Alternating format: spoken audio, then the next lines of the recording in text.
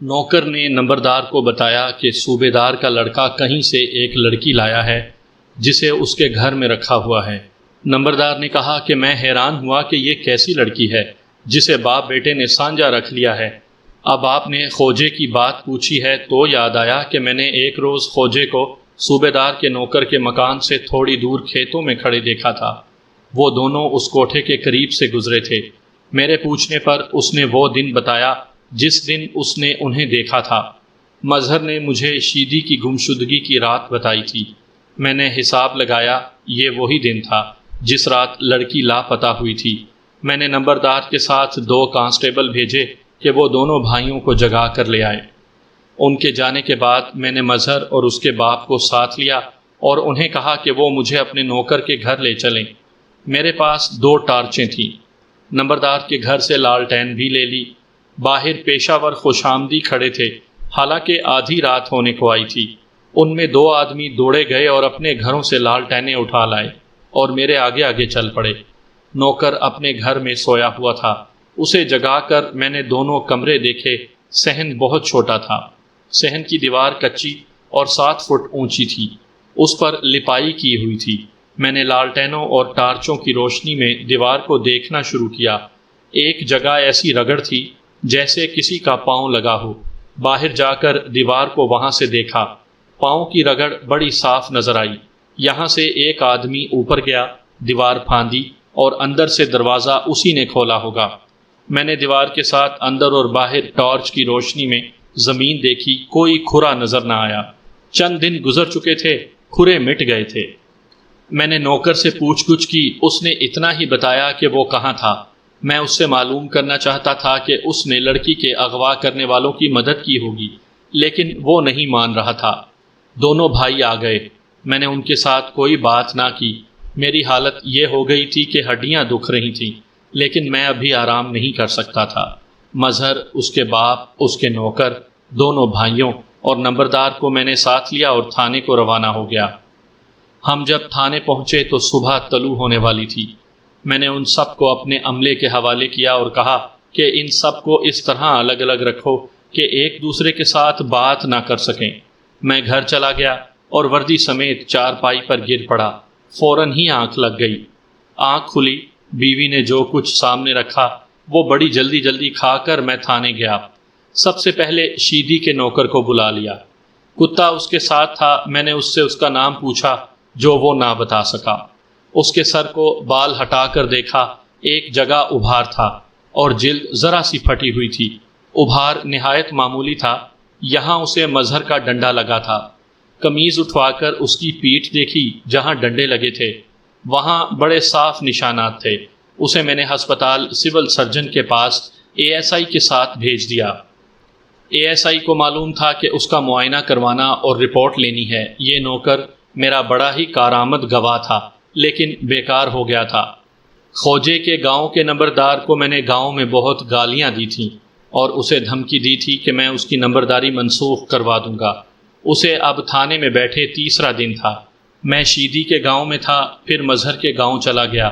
نمبردار اور خوجے کے ساتھ میں نے ان 2 بھائیوں کو بھی تھانے بھجوا دیا تھا جو کتے کو پکڑ کر لائے تھے۔ یہ سب بہت پریشان تھے۔ میں شیدی کے نوکر سے فارغ ہوا تو خوجے کے گاؤں کا نمبردار اندر آ گیا۔ میں نے اسے پھر گالیاں دینا شروع کر دیں اور کہا کہ میں اس کی رپورٹ لکھ رہا ہوں کہ اس نے ایک سزا یافتہ اور پیشہ ور ڈکیت کو دوست بنا رکھا ہے اور اس پر پردہ ڈالا ہے۔ حضور، نمبردار نے ہاتھ جوڑ کر کہا، نہ لکھیں، میری غلطی معاف کر دیں، ایک بات بتانے آیا ہوں۔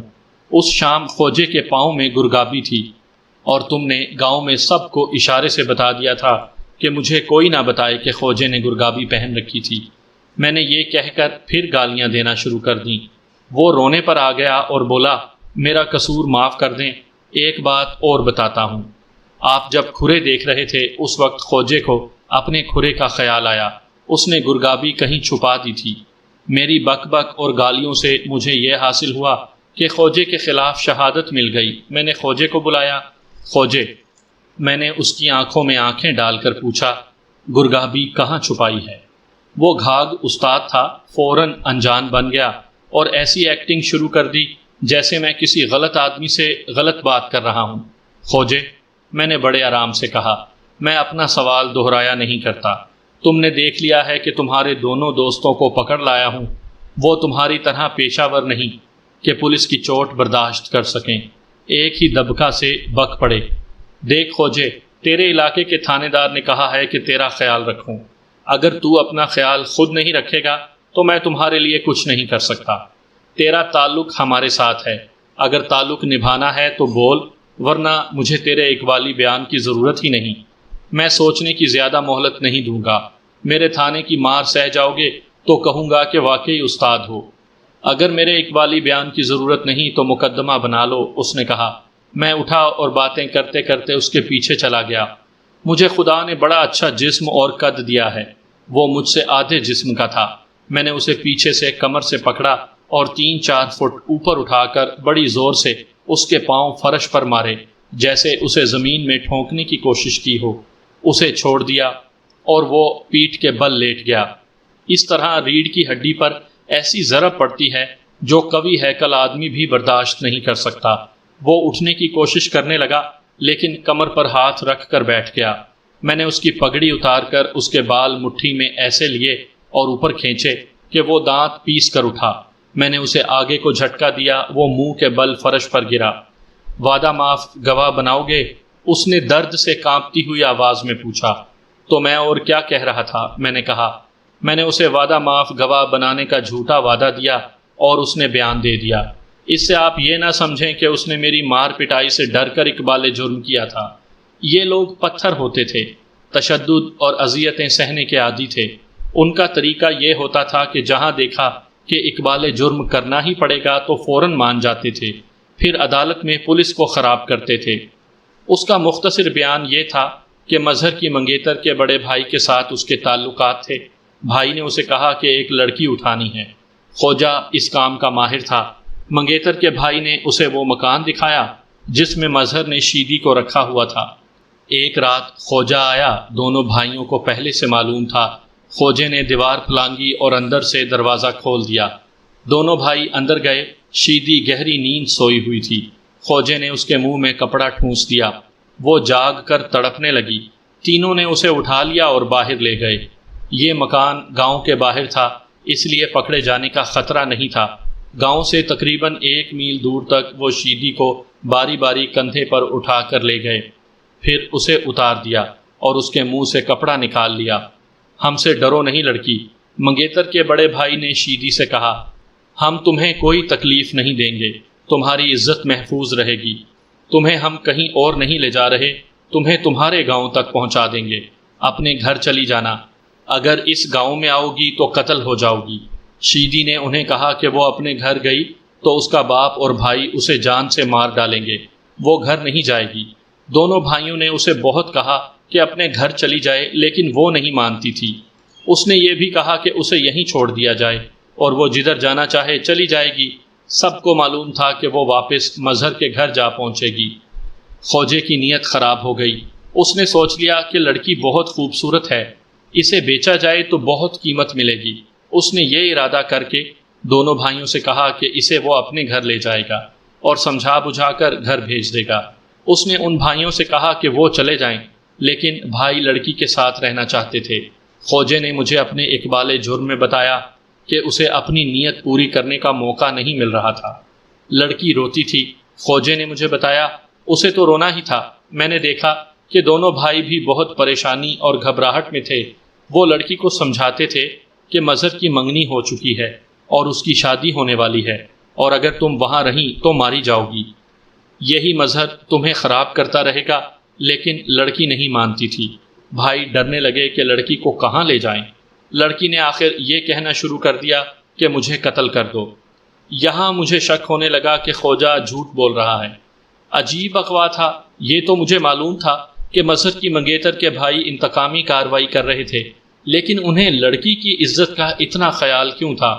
اس قسم کی انتقامی کارروائیوں میں لڑکیوں کو خراب کیا جاتا ہے اور سارا غصہ بے بس عورتوں پر نکالا جاتا ہے۔ میں نے خوجے کو بولنے سے نہ روکا، سوچا کہ اسے بیان پورا کر لینے دوں۔ انہوں نے آخر یہ فیصلہ کیا کہ ایک بھائی خوجے اور لڑکی کے ساتھ خوجے کے گاؤں چلا جائے۔ لڑکی قید سے تنگ آ کر خود ہی کہہ دے گی کہ مجھے گھر چھوڑاؤ۔ خوجے کو ان دونوں بھائیوں نے 500 روپیہ دینے کا سودا کیا تھا، جو کام ہو جانے پر ادا کرنا تھا۔ اس وقت کا 500 روپیہ آج کل کے کئی ہزاروں کے برابر تھا۔ ان کا مطلب کچھ اور تھا، میری نیت کچھ اور تھی۔ خوجے نے مجھے بیان دیتے ہوئے کہا، میں نے بڑے بھائی کو پرے لے جا کر کہا کہ تم لڑکی کو اپنے گاؤں سے غائب کرنا چاہتے تھے، وہ ہو گئی ہے۔ اب یہ جیے مرے جدھر بھی جائے تمہیں کیا، اسے میرے حوالے کرو اور تم جاؤ، میں تم سے 1 پیسہ نہیں لوں گا، لڑکی مجھے دے دو۔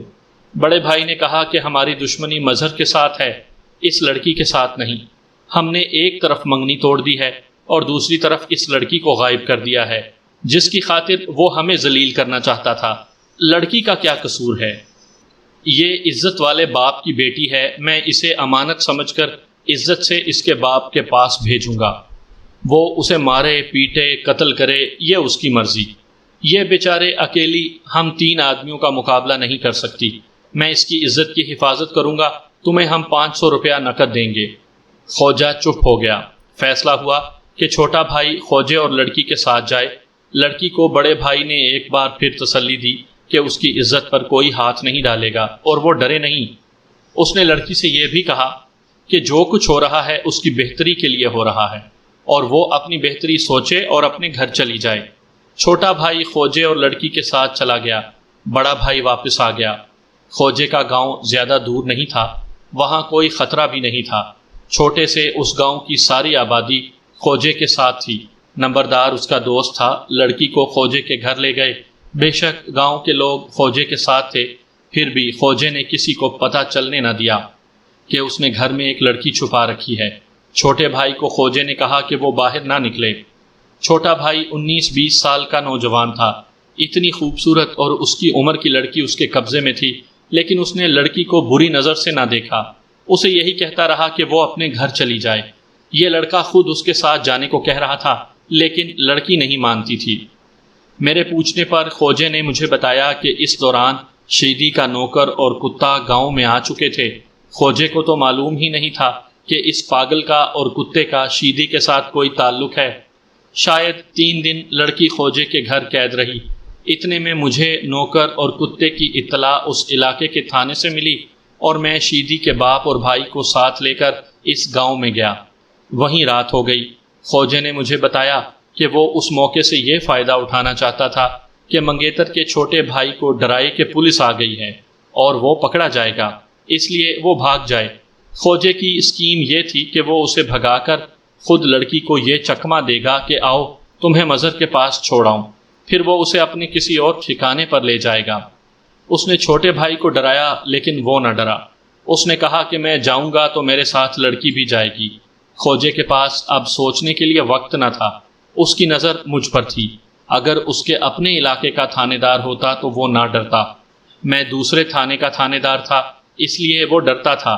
اس نے آخری بار چھوٹے بھائی کو اتنا ڈرایا کہ بھائی نے کہا کہ لڑکی کو یہاں سے نکالو۔